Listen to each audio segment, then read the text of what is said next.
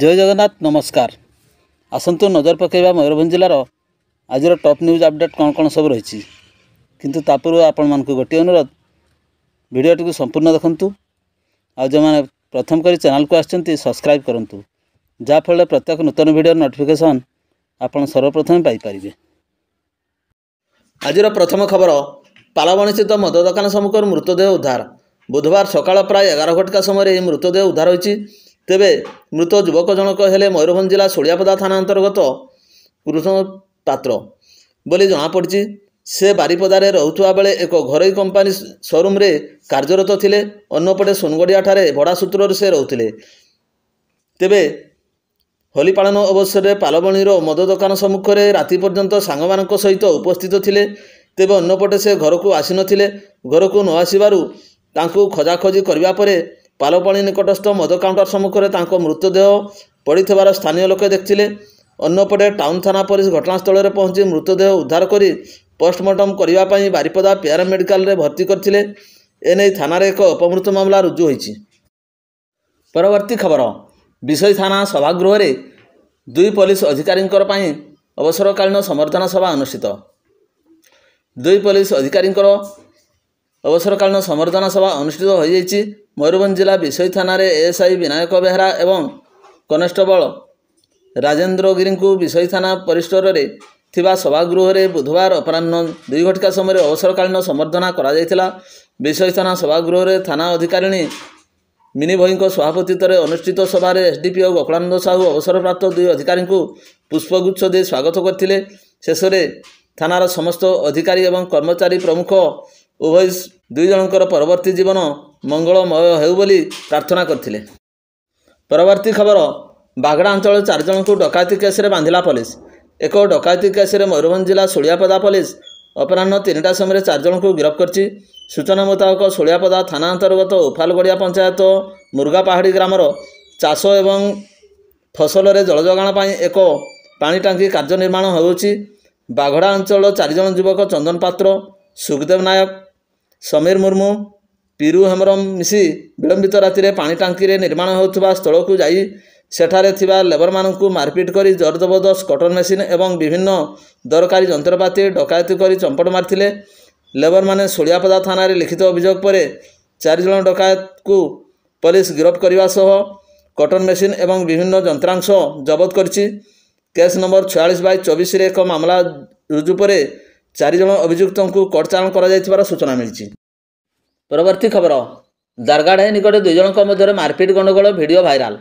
सूचना अनुसार बारिपदा निर्वाचन मंडली तथा बारिपदा सहर दारगाढ़ाई निकट में रास्ता कड़े 2 व्यक्ति मध्य मारपीट गंडगोल वीडियो भाइराल होबार लगी। तेबे यही घटनाटी 27/3/2024 तारीख राति 2टा समय बेले होइथिबा जणा जायछि। सकाळ 10 घटिका समय सोशल मीडिया रे भाइराल होइछि उक्त घटनाटी। तेबे सामान्य कथा कटाकटी को नहीं यही घटना घटिथिला बेले यही 2 जनकर परिचय वर्तमान सुधा मिल पारि नै। परवर्ती खबर बांगीपसी एवं कुड़ियाणा ठारे विधायक तथा लोकसभा प्रार्थी नवचरण माझी को विपुल स्वागत। रायरंगपुर विधायक तथा बीजेपी लोकसभा प्रार्थी नवचरण माझी को दिवा 12 घटिका समय बांगीपसी कुड़ियाणा ठारे विपुल स्वागत करा जायछि। स्थानीय जनसाधारण एवं दलीय कर्मकर्ता उपस्थित रही तांकु स्वागत करथिबा देखिबाकु मिलिथिला। परवर्ती खबर मोरडा पुलिस रो ब्लॉकिंग चेकिंग और पश्चिमबंग सीमार टुकुपलसिया ग्राम रे चेक गाड़ी जांच।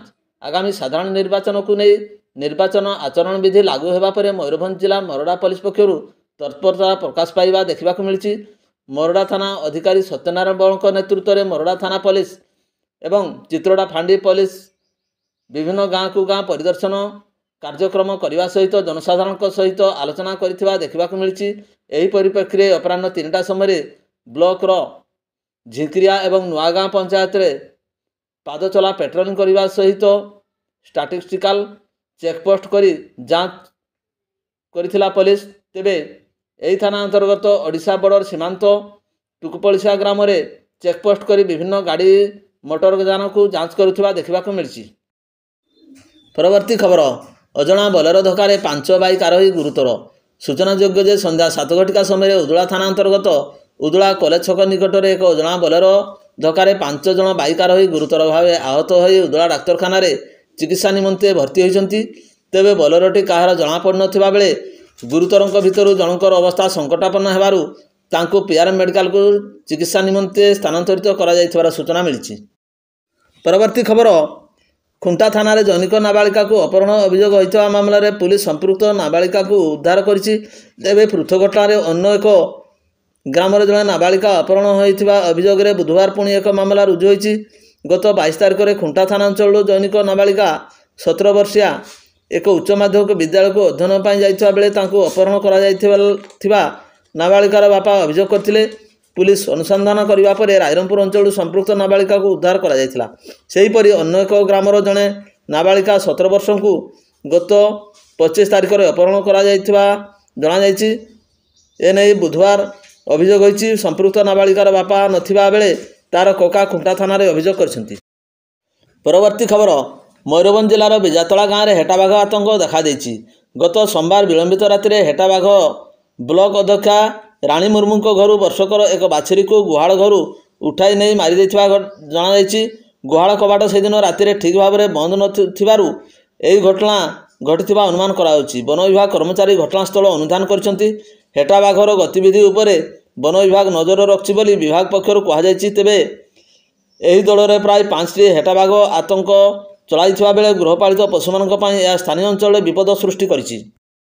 ପରବର୍ତ୍ତୀ ଖବର, କରଞ୍ଜିଆ ଥାନା ଅନ୍ତର୍ଗତ ରସମତଳା ଗ୍ରାମର ମଙ୍ଗଳବାର ଏକ ଅଭାବନୀୟ ଘଟଣା ଘଟିଯାଇଛି। ଜଣେ ଦରିଦ୍ର ଶ୍ରମିକ ଶ୍ରେଣୀର 17 ବର୍ଷିଆ ଯୁବତୀ ସହ ଗ୍ରାମର ଜନୈକ ଯୁବକ ମୋବାଇଲ ଯୋଗେ ପ୍ରେମ ବାର୍ତ୍ତାଳାପ ଯୋଗୁଁ ଯୁବତୀ ଆତ୍ମହତ୍ୟା କରିଥିବା ଜଣାଯାଇଛି।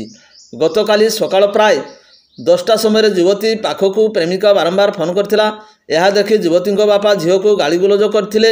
କିଛି ସମୟ ପରେ ଘରେ କେହି ନଥିବା ସମୟରେ ଝିଅ ନିଜର ଓଢ଼ଣୀ ସାହାଯ୍ୟରେ ଘରର ବିମ୍ରେ ଝୁଲି ଆତ୍ମହତ୍ୟା କରିଥିଲେ। ଖବର ପାଇ ଘଟଣାସ୍ଥଳରେ ପୋଲିସ ପହଞ୍ଚି ଯୁବତୀର ଶବକୁ ବ୍ୟବଚ୍ଛେଦ ପାଇଁ ପଠାଇଥିବା ସହ ଥାନାରେ ଅପମୃତ୍ୟୁ ମାମଲା କେସ୍ ନମ୍ବର 7ରେ ରୁଜୁ କରି ଅଧିକ ତଦନ୍ତ ଜାରି ରଖିଛି କରଞ୍ଜିଆ ପୋଲିସ। ପରବର୍ତ୍ତୀ ଖବର, ବାରିପଦା ଭଞ୍ଜପୁର ରେଳ ଲାଇନର ବାଗଡ଼ା ରୋଡ଼ ସ୍ଥିତ 40 ନମ୍ବର ରେଳବାଇ ଫାଟକ ଜଗବାଳି ଏ ରବି ବୟସ 28 ବର୍ଷଙ୍କର ମୃତ୍ୟୁ ହୋଇଥିବା ନେଇ ବାଲେଶ୍ୱର ଜିଆରପିରେ ଏକ ମାମଲା ରୁଜୁ ହୋଇଛି। ସ୍ଥାନୀୟ ପଣ୍ଡିତ ରଘୁନାଥ ମୁର୍ମୁ ମେଡିକାଲ କଲେଜ ଓ ହସ୍ପିଟାଲରେ ବୁଧବାର ଶବ ବ୍ୟବଚ୍ଛେଦ କରାଯାଇଛି। ସେ ସକାଳ 6ଟାରୁ 6ଟା ପର୍ଯ୍ୟନ୍ତ ରେଳ ଫାଟକରେ ଡ୍ୟୁଟି କରିଥିଲେ, କିନ୍ତୁ ନିକଟସ୍ଥ 39 ନମ୍ବର ରେଳ ଫାଟକ ନିକଟରୁ ଫେରୁଥିବା ବେଳେ କୌଣସି ଏକ ଘଟଣାକୁ କେନ୍ଦ୍ର କରି ଗଣ୍ଡଗୋଳ ଘଟିଥିଲା। ତାଙ୍କୁ ଗୁରୁତର ଅବସ୍ଥାରେ ବାରିପଦା ଡାକ୍ତରଖାନା ଅଣାଯାଇଥିଲା। ଚିକିତ୍ସାଧୀନ ଅବସ୍ଥାରେ ତାଙ୍କର ମୃତ୍ୟୁ ଘଟିଛି। ମୃତକ ଏ ରବିଙ୍କର ଘର ଖଡ଼ଗପୁର ବୋଲି ଜଣାପଡ଼ିଛି। ପରବର୍ତ୍ତୀ ଖବର, ମୟୂରଭଞ୍ଜ ଜିଲ୍ଲାର 9ଟି ବିଧାନସଭା ନିର୍ବାଚନ ମଣ୍ଡଳୀ ମଧ୍ୟରୁ 7ଟି ବିଧାନସଭା ଆସନକୁ ନେଇ ମୟୂରଭଞ୍ଜ ସଂରକ୍ଷିତ ଲୋକସଭା ଆସନ ଗଠିତ। ଏଥିରେ ଯଶପୁର, ସାରସକଣା, ରାଇରଙ୍ଗପୁର, ବାଙ୍ଗିରିପୋଷି, ବାରିପଦା, ଉଦଳା, ମରଡ଼ା ବିଧାନସଭା ନିର୍ବାଚନ ମଣ୍ଡଳୀ ଅନ୍ତର୍ଭୁକ୍ତ। କିନ୍ତୁ କରଞ୍ଜିଆ ନିର୍ବାଚନ ମଣ୍ଡଳୀଟି କେନ୍ଦୁଝର ସଂରକ୍ଷିତ ଲୋକସଭା ନିର୍ବାଚନ ମଣ୍ଡଳୀରେ ଏବଂ ବଡ଼ସାହି ନିର୍ବାଚନ ମଣ୍ଡଳୀଟି ବାଲେଶ୍ୱର ଲୋକସଭା ନିର୍ବାଚନ ମଣ୍ଡଳୀରେ ରହିଛି। ଗତ 24 ତାରିଖରେ ବିଜେପି ସାଂସଦ ପ୍ରାର୍ଥୀ ଭାବେ ରାଇରଙ୍ଗପୁର ବିଧାନସଭା ନବଚରଣ ମାଝୀ ଓ ବିଜେଡି ପ୍ରାର୍ଥୀ ଭାବରେ ବାଙ୍ଗିରିପୋଷି ବିଧାୟକ ତଥା ମନ୍ତ୍ରୀ ସୁଦାମ ବାରଣ୍ଡି ପ୍ରାର୍ଥୀ ଘୋଷଣା କରିଛି। ଗତ 2019 ନିର୍ବାଚନ ଜେଏମ୍ଏମ୍ କଂଗ୍ରେସ ଉଭୟ ଦଳରୁ ଜେଏମ୍ଏମ୍ର ଅଞ୍ଜନି ସୋରେନ ମେଣ୍ଟ ପ୍ରାର୍ଥୀ ହୋଇ ତୃତୀୟ ସ୍ଥାନରେ ରହିଥିଲା। ଏଥର ନିର୍ବାଚନରେ ଏପର୍ଯ୍ୟନ୍ତ ଜେଏମ୍ଏମ୍ ଏବଂ କଂଗ୍ରେସ ମଧ୍ୟରେ ଉଭୟ ଦଳ ପକ୍ଷରୁ ଲୋକସଭା ପ୍ରାର୍ଥୀଙ୍କ ନାମ ଘୋଷଣା କରାଯାଇ ନାହିଁ। ଏପରିକି ଏଥିରେ ଉଭୟଙ୍କ ମଧ୍ୟରେ ମେଣ୍ଟ ହେବ କି ନାହିଁ ତାହା ମଧ୍ୟ ସ୍ପଷ୍ଟ ହୋଇପାରିନି। ଅନ୍ୟପକ୍ଷରେ ଏସ୍ୟୁସିଆଇ ପକ୍ଷରୁ ପୀତାମ୍ବର ନାୟକଙ୍କ ନାମ ଘୋଷଣା କରାଯାଇଛି। ତେବେ ଯାହା ପ୍ରାରମ୍ଭିକ ଉଷ୍ମତା ରହିଛି ସେଥିରୁ ଏଥର ବିଜେପି ଓ ବିଜେଡି ପ୍ରାର୍ଥୀଙ୍କ ମଧ୍ୟରେ ତୀବ୍ର ପ୍ରତିଦ୍ୱନ୍ଦିତା ହେବ ବୋଲି ଆଲୋଚନା କରାଯାଉଛି। ଭିଡ଼ିଓଟିକୁ ଶେଷ ପର୍ଯ୍ୟନ୍ତ ଦେଖିଥିବାରୁ ଅନେକ ଅନେକ ଧନ୍ୟବାଦ।